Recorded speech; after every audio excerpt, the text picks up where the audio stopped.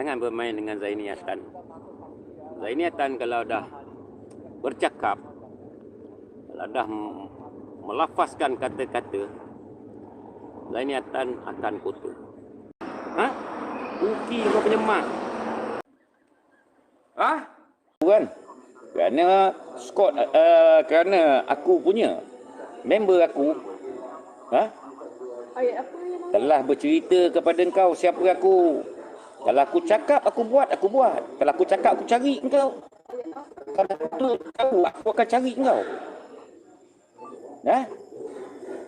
Jadi engkau terus tak ada dekat Kulai. Kau tidur dalam kereta ke? Macam berpola? Zulkifli. Kan? Kerana Scott, kerana aku punya member aku,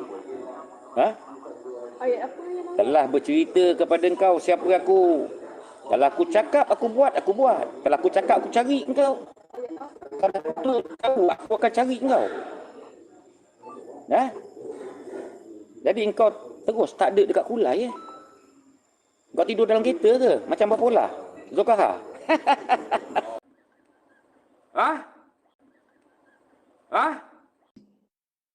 Kan?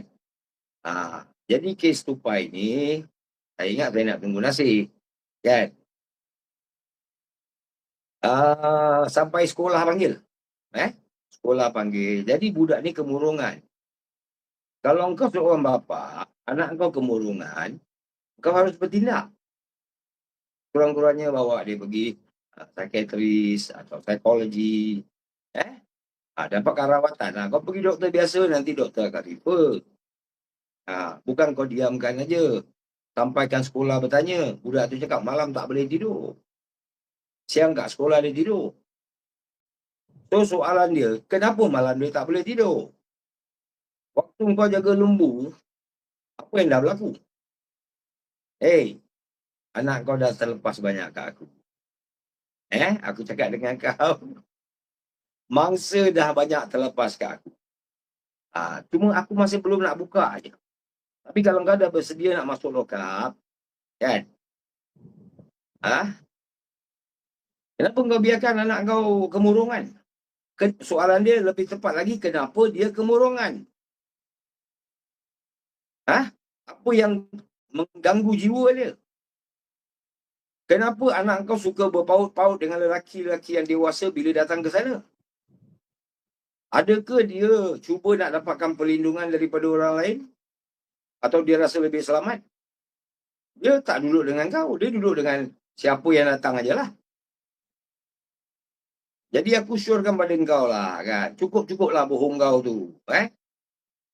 Aku tak pernah disentuh atau dipanggil oleh polis Malaysia. Tak pernah. Setakat sampai hari ini. Aku pergi Malaysia buat report adalah.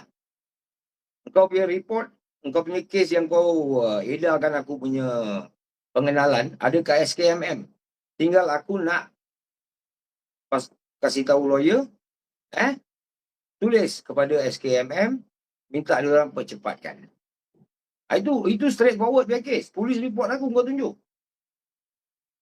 Dengan maklumat diri aku, penuh. So, dipendekkan cerita lah. Kau janganlah cek pasal dengan aku. Aku tak cek pasal kau, kau jangan cek pasal dengan aku. Aku tanya kau, mana pergi ke Gadesan? Mana pergi seluput dara? Itu aku tanya kau.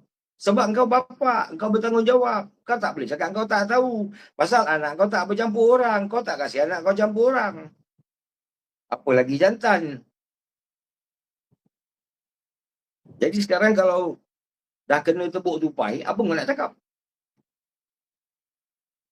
Kau kena bertanggungjawab lah. Betul lah, saya suruh kau tanggungjawab. Kau mana boleh lari, kau mana boleh lepas tangan.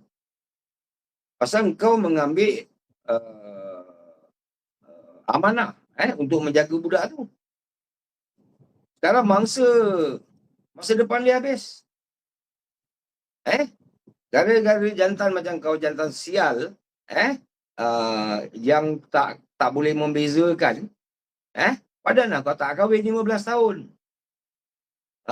Keperluan kau terjaga, subhanallah. Jadi aku cakap dengan kau lah, Jenny. Kau jangan cek pasal dengan kita lah. Banyak sangat kau ni. Aku taruh pisau lah. Tapi kau tak berani report.